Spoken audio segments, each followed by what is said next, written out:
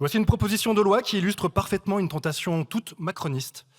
Face à un problème complexe, structurel, profondément social, sanitaire, vous choisissez la facilité d'une interdiction symbolique à la place du courage d'une politique publique tournée vers le bien commun et l'épanouissement de l'humanité. Plutôt que d'investir massivement dans la santé mentale des jeunes, dans l'éducation au numérique, dans la régulation des plateformes, vous proposez une nouvelle interdiction. Une interdiction qui vous donne sans doute bonne conscience et l'illusion d'agir, mais qui ne règle rien. Alors oui, de nombreuses études démontrent que l'exposition prolongée aux écrans peut nuire au développement des enfants.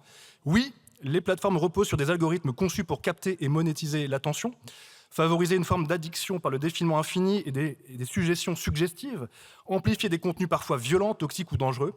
Oui encore, les réseaux sociaux numériques peuvent être des cyberespaces de harcèlement, de diffusion de fausses informations, de normalisation de comportements destructeurs, voire d'apologie de l'autodestruction. Mais votre réponse est simpliste, paresseuse et complètement à côté de la plaque. Interdire jusqu'à 15 ans, comme si à 15 ans et un jour, tous ces dangers disparaissaient soudainement. Comme si à cet âge constitue un rempart magique contre des mécanismes économiques, techniques, psychologiques, culturels qui touchent l'ensemble de la population. Bref, c'est faux. Interdire uniquement aux jeunes est non seulement inefficace, mais surtout contre-productif. Regardez donc aussi les plateformes généralistes, comme Facebook. Regardez la circulation massive de fausses informations, de contenus générés par intelligence artificielle, de fausses cagnottes, de faux Brad Pitt et de rumeurs partagées sans vérification par des utilisateurs bien au-delà de 15 ans. Depuis 2015, l'éducation au numérique et aux médias fait partie des programmes scolaires. Les jeunes que vous ciblez apprennent à décrypter les sources, à comprendre les mécanismes algorithmiques, à identifier les risques et savent contourner les interdictions factices. Bien souvent, ils maîtrisent ces outils bien mieux que leurs aînés enfermés dans leur bulle de filtre. Votre texte repose sur une forme de paternalisme numérique, voulu par Emmanuel Macron, père la morale digitale, qui, comme d'habitude, for sure, surjoue la posture martiale.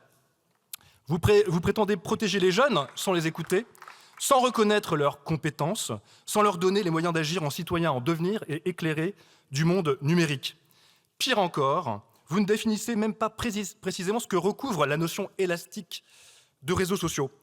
Vous passez ainsi à côté d'acteurs critiques du problème, notamment certaines messageries instantanées, dans les boucles desquelles prolifèrent le harcèlement collectif, le racisme, le sexisme, la diffusion d'images intimes ou d'informations personnelles, sans parler des jeux en ligne qui fonctionnent comme réseaux sociaux numériques de fait.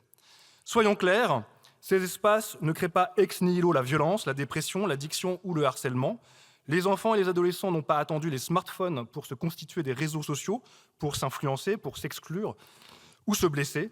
Les plateformes les amplifient, certes, les organisent, les rendent plus visibles, mais elles ne sont pas la seule cause.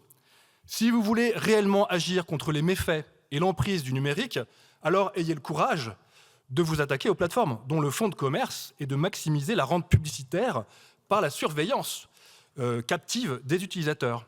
Imposez-leur des obligations contraignantes de modération, forcez-les à démanteler les boucles de harcèlement, notamment celles qui ciblent les femmes, les personnes racisées ou toute autre personne en raison de son genre, sa sexualité réelle ou supposée, ou ses choix.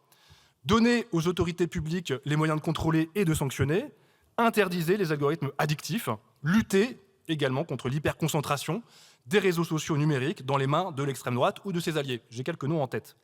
Mais aussi, et surtout, investissez massivement dans l'école, dans une éducation au numérique émancipatrice, qui ne se résume pas à distribuer des tablettes avant de culpabiliser les enfants sur leur usage, recrutez des psychologues scolaires, des infirmiers, des personnels formés, cessez de sabrer les budgets de la sécurité sociale et de la santé, alors même que la jeunesse traverse une crise psychique majeure. Les jeunes ne sont pas le problème.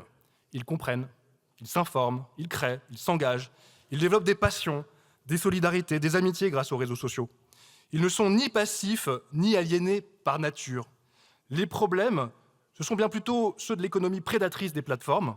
Il y a un pouvoir politique qui préfère interdire à chaud plutôt que transformer structurellement et à la racine le rapport collectif et intergénérationnel au numérique. Faites confiance à la jeunesse, écoutez-la, donnez-lui les moyens de se protéger, de comprendre, mais surtout d'agir. Et surtout, cessez de légiférer dans la panique morale. Intéressez-vous aux enfants pour ce qu'ils sont et légiférez dans le sens de leur émancipation.